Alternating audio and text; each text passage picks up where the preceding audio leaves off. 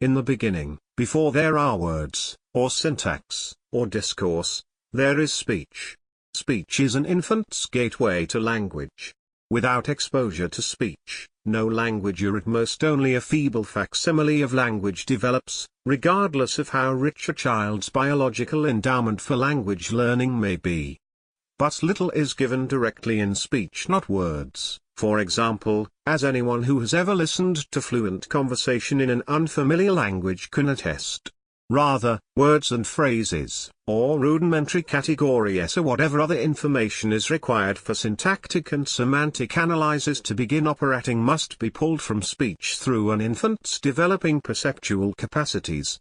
By the end of the first year, an infant can segment at least some words from fluent speech.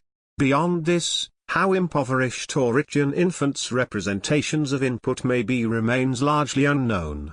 Clearly, in the debate over determinants of early language acquisition, the input speech stream has too often been offhandedly dismissed as a potential source of information. This volume brings together internationally known scholars from a range of disciplines: linguistics, psychology, cognitive and computer science, and acoustics, who share common interests in how speech, in its phonological, prosodic, distributional, and statistical properties, may encode information useful for early language learning, and how such information may be deciphered by very young children.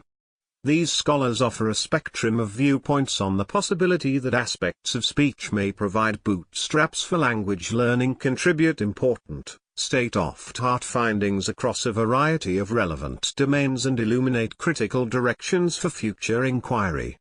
The publication of this volume represents a significant step in renewing the bonds between two fields that have long been sundered: speech perception and language acquisition.